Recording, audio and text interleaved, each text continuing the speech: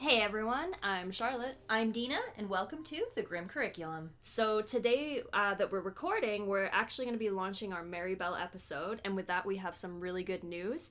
We're going to be officially posting episodes once a week. That's right. And today we're heading back to the old 1870s. We're going to be talking about the Bender family, also known as the Bloody Benders. Now, if you've never heard of the Bloody Benders, there's still a chance that parts of the story are going to sound a little bit familiar to you. And I know we have gamers who listen to our podcast, so those of you who have played the game Red Dead Redemption 2 may find some of this a little familiar. If you have the chance to play it, I highly suggest you pay a visit to the Aberdeen pig farm near Pleasance and meet Bray and Tammy Aberdeen. This has been linked as a Bender-related Easter egg in the game, and I kind of just wanted to include that little fact because I remember that part of the game and it kind of blew my mind. As well, the 2011 movie, The Cabin in the Woods, features a family pretty similar to the Benders, and of course the 2017 film, The Bender, or I guess it's called Bender, that tells their story too. And what a story it is. Seriously, this is going to be a good one. Here we go. The Bender family consisted of 4 people: John Bender Sr., Elvira Bender, Kate Bender, and John Bender Jr. They were known to have gone by multiple first and last names before moving to Kansas and eventually settled on the last name Bender. One of the things that really makes the Bender family seem more fictional than real is the fact that they basically just came out of nowhere. Little is known about the family's time before they arrived in Kansas, and there are many things about the Bender family that we can only speculate. All 4 members of the family are shrouded in mystery in their own way, and it's pretty likely that we'll never know the full truth about them. The family was reported to have been a part of the early Spiritualist movement in the late 1800s. We want to take a minute to talk about what the Spiritualist movement actually was for a few different reasons. One being that we feel it gives insight into what kind of people the Benders were and the beliefs that some of them held. It's also incredibly interesting. Spiritualism is a religious movement that stems from the belief that it's possible to continue communicating with someone after they have died. Spiritualists believe that the afterlife is a place where spirits continue to live and evolve, and that they can be contacted through various means, usually by a medium. And a medium, according to them, is someone who is ideally born with the gift, however it can be taught. The Catholic and Protestant church leaders associated with spiritualism with witchcraft, while some even compared it to necromancy. They condemned the act and would often publish literature against spiritualistic practices. The scientific community also had its doubts in their practices, which actually led the scientist Pierre Curie, husband of Marie Curie, to advocate for the scientific study of spiritualism due to his interest in it. His wife, not as convinced. And they weren't the only ones. Not long before his death, famous inventor Thomas Edison had even attempted to invent a spirit phone, which would allow the average person to communicate with a spirit and record their voices. In 1920, Edison stated in an interview with American Magazine, "I have been at work for some time building an apparatus to see if it is possible for personalities which have left this earth to communicate with us." When asked to explain how it would function, he explained it would not function under any occult, mystifying, mysterious, or weird means employed by the so-called mediums, but by scientific methods. While many believed his desire to build a spirit phone was a joke, it does appear that he was completely serious, and his diaries of the time do confirm this. Edison went as far as to theorize that our personalities had a physical form just like our bodies, and that they were made of something similar to atoms, and that when we died, those pieces could be collected and amplified in order to be communicated with. When we say this stuff is interesting, we mean it. If this is something folks want to see covered in the future and learn more about, please let us know because we would love to try. Not all well-known figures from that time were as convinced. Harry Houdini was a huge skeptic, and he was part of a really big campaign to expose mediums that he believed were taking advantage of people. He is quoted as saying, "Up to the present time, everything I have investigated has been the result of deluded brains." That was the other thing with spiritualism. The mediums who were out there that claimed they could communicate with the dead weren't exactly just doing it for charity. They were getting paid big time, and eventually the practice became popular amongst those with money. In Britain, it was considered fashionable to be invited for tea and a table reading, if you were part of the upper and middle class. The Spiritualist movement was the most popular during the 1840s to around the 1920s when it fizzled out, although it would resurface again throughout history. Basically, it was really big after both the Civil War and World War I, At this point in history, everyone at least knew someone who had lost a loved one during the wars, and the idea that someone could speak to their loved ones was something that provided comfort to a lot of grieving people. It's just unfortunate that when you have grieving people desperate to communicate with their loved ones, you would often find those looking to take advantage of them for their own personal gain. So let's get to the Benders and who they were. One of the things you're going to notice is that a lot of the things that we know about the Benders are estimates or guesses. Record keeping in the 1800s wasn't exactly the best of the best, and a lot of what we knew was lost to time or mixed in with town gossip. It might get a little confusing, but we're going to try our best to keep everything laid out as clear as possible. When I was researching this and writing, I seriously felt like all I was missing was a big board with pictures all tied together with red yarn and me screaming at it. But it's also kind of what makes this case so amazing and why I love it so much. The stuff that we do know that is real is absolutely terrifying and has worked its way into pop culture in ways that might surprise you. Alright, so let's get into the Benders, or at least what we know of them. They likely came to the United States from Germany, but some reports say that they could have come from the Netherlands too.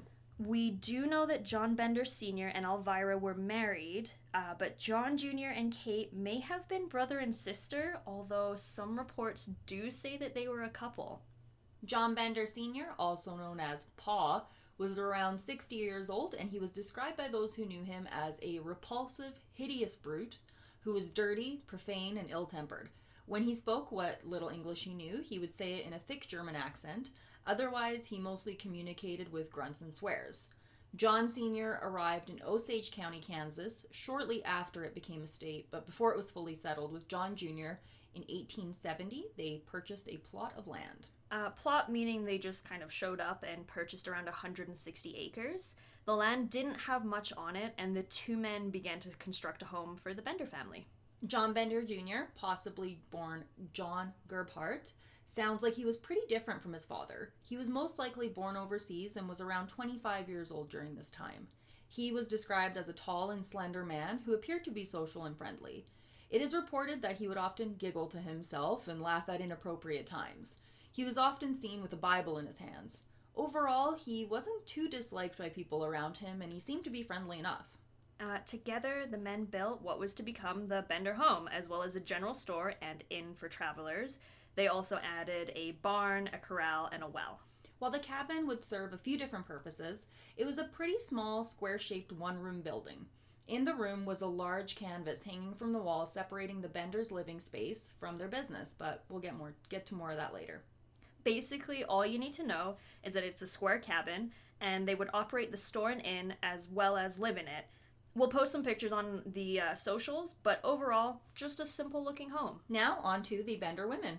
Let's start with Elvira Bender, also known as Ma, and possibly born as Elmira, who was around 55. She was described as a she-devil who was incredibly unfriendly and spoke very little English. Like her husband, she would communicate by grunting more than actually speaking. She is likely to have had as many as 12 children, though that's not confirmed. She was also married many, many times, and it's rumored that a large number of her husbands died under mysterious and violent circumstances.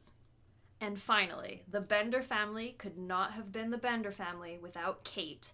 Kate Bender, unlike the rest of her family, was fluent in English, considered incredibly attractive, especially for the time, and was pretty friendly to those around her. She was likely Elvira's fifth child. Kate stood out to everyone around her due to the fact that she would have what we would describe now as a very mysterious aura. She claimed she could speak to the dead and would conduct seances. She also claimed to be a healer who could tell the future. Kate is one of the Benders who has the most legend surrounding her, just due to her overall demeanor and abilities. After the crimes, a newspaper would report this about her. Kate Bender is about 23 and one of the most infernal hags of the whole nest. Her conduct is related by some of her neighbors as too obscene and terrible to mention. The media really didn't like her after all of this, for obvious reasons. In 1871, Elvira and Kate Bender joined the men. When they arrived, the Bender family opened their inn, general store, that was targeted towards the many people who would travel through the area. At the time, there were a lot of people settling throughout the United States who would need to stock up on supplies and find a safe place to sleep before moving on in the morning. Kate stood out even among spiritualists in the area as being unlike anyone else and would actually even lecture about spiritualism. They called her Professor Miss Kate Bender. Unfortunately, Kate, along with her family, would use her charm to lure as many people to their deaths. Overall, she appeared to be relatively well liked to those around her, and absolutely entrancing to men who had spent a long time traveling on the road. A newspaper clipping from 1872 reads, Professor Miss Katie Bender can heal all sorts of diseases, can cure blindness, fits, deafness, and all such diseases, also deaf and dumbness. Now the Benders were together and had their little storefront and inn set up. Folks would often stop by the shop and pick up food, tobacco, and other supplies with no issue. In fact, lots of people probably stayed at their inn with no problems. Those were the lucky ones, because the Benders had a very dark side, and once they decided someone was going to be a victim of theirs, it didn't really seem like that person stood much of a chance. Bullet holes found in the cabin suggest that there were some people who tried their best to fight back, but it doesn't look like they had much luck. The Benders would usually invite a guest over for dinner and offer them the seat of honor, especially if they appeared wealthy or prominent. Behind the victim would be the large canvas separating the room. One of the Bender men would stand behind the canvas and hit the man in the head, most likely with a hammer. They would then drag them behind the curtain and kill them, or just throw them down a trapdoor that was under the dinner table. It was also likely that Kate or Elvira would be the one to go down and slit their throats in these cases. And they would do this again and again and again. As for motive, they definitely did steal from people. A lot of the people who traveled around were moving all of their belongings to a different part of the country, or they were at least traveling with more things to be able to purchase supplies over a long period of time. That being said, they didn't always steal from their victims. This leads a lot of people, including us, to believe that there's a pretty big chance that they may have also just been killing because they legitimately enjoyed it. Like we mentioned, there were a fair bit of people traveling through the area at the time. Getting across the country in 1871 was dangerous, even without people like the Bender family around. That's right. The American frontier was just a really dangerous place to be at the time. The Civil War had just ended in 1865, and life wasn't easy. It wasn't uncommon for people to go missing while traveling through the United States at the time. And there were so many ways that you could die. You could get injured on the trail and die of an infection. You could be crushed by a wagon. You could get stuck in dangerous weather. You could just be attacked and killed by someone else while traveling. You could get sick with some kind of newfangled frontier disease. Probably like dysentery or something. I mean, look what happened to the Donner family. If you don't know anything about them, we're hoping to probably cover them someday in the future, so don't worry, we got you. We really want to talk more about different cases during this time because honestly, there was so much stuff happening at once, or at least around the same time. But yeah, basically, life was hard and people died a lot. So it's understandable that at that time, there were definitely cases where someone would just go missing or die, and people would usually figure it out and kind of accept it. But that being said, not everyone out there had a family looking for them. It didn't take long for victims to start piling up. In 1871, the same year that the Benders set up their store, a man only identified as Jones was discovered in Drum Creek with his skull crushed and his throat slit. In 1872, 2 more unnamed men were found with the exact same injuries. By late 1872, people began to take notice of all the travelers who had vanished in and around that area. The number of missing person reports started to rise quickly. People started offering rewards, which unfortunately led to vigilante groups catching and arresting the wrong people and then having to release them. Well, hopefully release them. Unfortunately, a lot of innocent people were killed because of the crimes committed by the Benders due to vigilante justice, but we'll get to that later. Yeah, this story does involve a lot of vigilante groups. Now, with a lot of these older cases, records have been lost or may have never been kept to begin with, so you'll notice we don't have the names of a lot of these victims. In fact, very few of them have ever been identified. 2 more of the victims that we do know about are George and his 18-month-old daughter, Mary Ann Langcourt. The 2 were traveling from Independence, Kansas to Iowa, where his wife's family lived.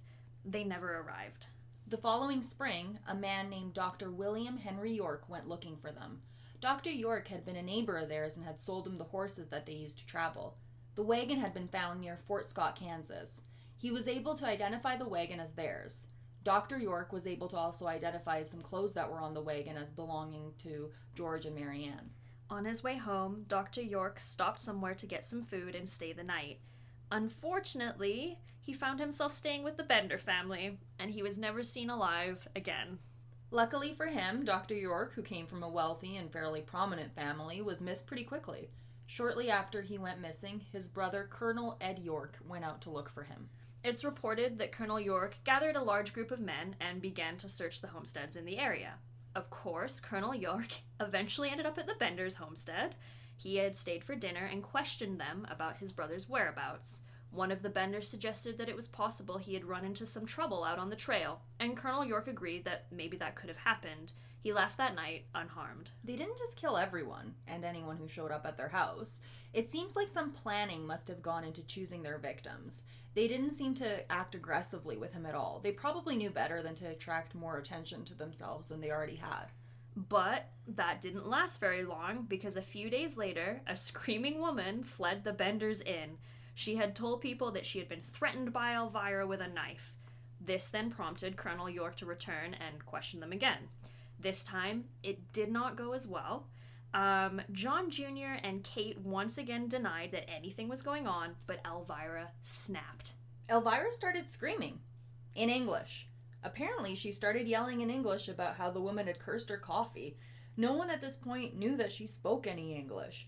They either hadn't noticed it through her grunts, or she just never let anyone know, but she showed them two things. One, she was clearly hiding things about herself, and two, she was angry. I guess from what we know, Colonel York left and then planned to either come back when he had more men or more evidence against them. Apparently, Kate offered to use her psychic powers if he returned again alone. Meanwhile, neighboring communities began to look at Osage County when people who had gone missing were found dead in that area. Clearly something was going on, and whoever was killing people needed to be stopped. And most people probably thought it was a gang of robbers or something. I don't think anyone could have really imagined that reality would be so much worse. Because of all of this, a meeting was held at the Harmony Grove Schoolhouse. 75 locals were in attendance, including Colonel York and apparently even the two Bender men. At the meeting, it was decided that something had to be done. It was announced that all homesteads between Big Hill Creek and Drum Creek would be searched. A big group was put together, and they ended up being delayed a few days because of the bad weather. When the group finally showed up at the Bender farm, there was no one there. Almost everything had been removed from the cabin. At this point, it had been days, and the Benders were long, long gone. The team followed some tracks and found their wagon and some starving livestock, but that was it. Rewards were offered, but they were never caught. The group returned and began to search the Bender homestead. What they found was the stuff of absolute nightmares. They smelled a bad odor, and it led them to the trapdoor under the table. They could see and smell blood that had dried, and it led into the empty room below. There was more blood soaked into the floor and the soil underneath it. Other than that, the room was empty. They then began to search around more outside. The team noticed some disturbed soil around the garden and began to investigate. Shortly after, the body of Dr. York was discovered lying face down in a shallow grave. He had been bludgeoned to death and his throat was slit. The team then continued to search the area. A newspaper from the time reported afterwards. Over 3,000 people were on the ground, and a special train has just arrived filled with people. There is intense excitement all over the country and a firm determination to ferret out the parties engaged in these murders. Originally, looking into this case, one of the things that made it difficult to write about it was the inconsistencies that we found. We mentioned this before, but records got destroyed and sometimes rumor just takes over truth. Because of this, we're not really sure how many bodies were found on their property that day. Some reports say 7, while some say as many as 20. All of the victims, but one, had the same head and throat injuries. It's even reported that some of them may have suffered genital mutilation, but it's difficult at this point to confirm whether that's real or just part of the legend. The other thing that made it really hard to actually figure out how many victims there were was the fact that while Dr. York was found in one piece, not everyone has been as lucky. In fact, so many different body parts were found that they were actually unable to figure out how many bodies they were looking at. A newspaper reported on May 12th, 1872. Nearly all of the bodies of the dead are indecently mutilated. It is considered certain that a little girl was thrown alive into the grave with her father, as no marks of violence were found on her body. This was unlike anything ever seen before, and people were absolutely fascinated by it. A newspaper from 1783 says, "The Bender slaughterhouse, of which everyone has heard of by this time, is now all the talk. Yesterday, Sunday, almost everyone who could get a conveyance visited the dark and bloody ground. The people of Labette County blush to think that such a family as the Benders had ever disgraced their soil, and would willingly blot them and said accomplices, if they had any, out of existence." Another confirmed victim was Benjamin M. Brown. We know about him because a newspaper in 1783 wrote about his body being discovered. It was reported that his head was smashed in and his throat was cut from ear to ear. And he was also entirely naked except for a red handkerchief wrapped around his neck and a silver ring on the pinky finger of his right hand. Like Dr. York, he was buried face down. A man known as W.F. McCroddy was identified by numerous people who knew him and recognized his body. It was assumed that he was one of the first victims. He was buried in his clothes. Not much else is known about him. Next was a man with the last name McKegsey, who was visiting Kansas to buy land, which likely led the Benders to believe that he had a lot of money with him, which is likely why he was targeted. He was a 29-year-old former soldier who was described as strong and very athletic. His body displayed many wounds that showed that he likely did not go down without a fight. Unfortunately, many of the victims were never identified and will likely never truly know how many people the Benders killed. As far as we know, the Benders never returned to their land and they were never caught. That wasn't to say that there weren't lots of people trying to catch them. After the discoveries made on the Bender land, Kansas Governor Thomas A. Osborne and Senator Alexander York, reportedly the brother of Dr. York, offered many substantial rewards for the capture of the family. The Benders were never caught, but a lot of other people got into some pretty serious trouble over what they did. There were many wrongful arrests and possibly even murders of people suspected to be the Benders. Numerous vigilantes spoke out about finding them and killing them, but the rewards were never collected, which leads us to believe that they weren't actually able to prove that they had killed them. 12 other men, said to be of ill repute, were also charged as accessories for helping dispose of stolen goods. The Bender home was eventually completely stripped by souvenir hunters, to the point where all that was left was a hole in the ground where the cellar was. True crime fascinated us then too, always has. Just because we have more resources to read and learn about it doesn't mean that humankind hasn't always had a morbid fascination with the dark side of life. They seriously took everything. People wanted mementos of the Bender home, and whether that was a small item from the home or a piece of the cabin wall, they would take it. The Kansas Historical Society currently has a stained knife that was thought to have been taken from their home as well. As for the land itself, in 2020, there was an attempt made to auction the land off. An article says, approximately 162 acres of land that once belonged to the Bloody Benders is for sale as a part of 15 tracts of land that were put up for auction. And here's the funny thing. When we were looking into the auction itself, we had some trouble finding out if it sold or who bought it. I wondered if the person who bought it would want it because it was a lot of land, or if it would be purchased by someone that actually had that true crime fascination. And of course it was. A man named Bob Miller, who is a financial advisor, purchased the land where it was located.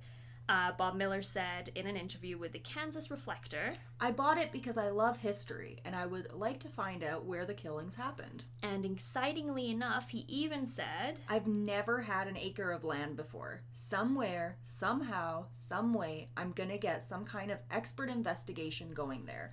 The whole thing is just so bizarre, and it is one of America's first documented mass murders. Bob actually has a lot of history with the land himself. He grew up hearing stories about the Benders and visiting the land on a regular basis. Nearby Cherryvale even had a replica cabin set up and they celebrated Bender Days, and he admits that most of the children he grew up with were fascinated by the Bender stories. It sounds like his goal is to eventually partner with a team of archaeologists to do ground-penetrating radar studies, which could hopefully lead to further excavations. If this happens, there could be a chance that in the following years we could hopefully learn more about the family and their crimes. We could even possibly see further victims being identified. Remember, this happened in the 1870s. There wasn't a lot of technology to figure out who was who, and there wasn't really a way to figure out if there were more bodies on the land without digging further, which they didn't. The museum has 3 hammers that are displayed in a now hazy-looking frame behind bulletproof glass. The case is not allowed to be opened. My only worry right now is Bob Miller showing up there, getting his hands on that case, opening the case and we're gonna have a horror movie on our hands. Yeah, I've seen The Conjuring. I've known about the doll and everything, and I don't know who has heard of, like, the Dybbuk box, but, like, yeah. I'm not a religious person, but I don't like messing around with things, you know? I feel like, Bob, if there's any way, somehow, some way that you manage to hear this one day, leave the hammers alone. But what actually happened to the Benders? As it stands right now, we just don't know. But that doesn't stop people from coming up with a lot of theories. Some good, some not so good. Here are some of our favorites. And now remember, these are theories, but do you think any of them could be true? There were Bender family sightings everywhere. Often, if two women were traveling together, they would be looked at very suspiciously, especially if they matched the descriptions of Kate and Elvira. The first theory is that they were just found, rounded up, and killed. This likely wasn't the case, as there was so much money to be claimed. If this actually happened and no one ever claimed it, it doesn't make a whole lot of sense. There are a ton of unconfirmed reports of the whole family, or just members of the family being found and killed. But again, the idea that someone would do that without taking any credit is just really hard to believe. This kind of makes me wonder who these vigilantes were actually killing. Another theory is that they escaped to Mexico or even Canada and lived out their lives. Some say that the journey was just too much for John Sr. and that he died on the way there due to an injury. In 1884, a man matching the description of John Sr. was arrested for a murder where a man was killed with a hammer blow to the head. Unfortunately, before he could be identified and fully questioned, he reportedly attempted to cut off his own foot to escape, and he bled to death. Some people have theories that John Sr. actually ran off without anyone else and stole the money, only to be confronted by the Bender women, which led to him jumping to his death. And speaking of the Bender women, in 1889, two women matching the descriptions of Kate and Elvira were arrested in Michigan for larceny under the names Elmira Monroe and Eliza Davis. It is rumored that they were thought to be Benders because someone had recognized them from an old photo of the family. However, it was never confirmed, and eventually the ladies were released. Another theory is that John and Kate lived the rest of their lives in Colorado. Graves bearing the names Joseph Bender, 1843 to 1888, and Katie Bender, 1846 to 1917 were found, but census records and further information about the two don't give us too many answers. After all, Bender was considered at the time to be an incredibly popular German name along the same lines of the name Smith in America. Theories aside, we just don't know, and unfortunately there's a pretty big chance that we never will. We can hope that possibly Bob Miller's goals of finding more evidence on the Bender land will lead us to new discoveries, but as far as things go, I guess only time will tell. Wow, so we want to know. What do you think happened to the Benders? And do you think we're ever going to find out? We do hear a lot about new DNA evidence leading to discoveries from old cases. I mean, in 2021, one of John Wayne Gacy's victims was identified after nearly 50 years. So could a case as old as the Benders still have new information that we could find? Honestly, we don't know. But I think we can all agree that it would be absolutely fascinating to find out more about what happened. And if we have any listeners in and around Kansas, you should definitely try to visit the museum. If we were closer, we would be going ourselves. Either way, if we end up finding more information or evidence or anything new comes out, we will share it with you in a future episode. We hope you guys really enjoyed this one. We both have a huge fascination with the American frontier history and the many, many crimes that occurred during the time. There are so many stories to tell and so many things that happened that we think shouldn't be forgotten with time, and I think we're both looking forward to sharing more of them with you. Next week, because we are now weekly, Woohoo! we will be covering another case that happened a few years after the Benders that in some ways might be even more shocking. So make sure you don't miss out on the Grim Curriculum news by following us on Instagram at The Grim Curriculum and Grim Curriculum on Twitter. You can also find us on social media. I'm Dina V on Twitch, Dina V Tweets on Twitter, and Dina V IG on Instagram. And I'm ominous_walrus on Twitter and ominous walrus on Instagram. If you really like this episode, please consider giving us a 5-star review. Do it. And if you haven't already, be sure to listen to our first 2 episodes as well.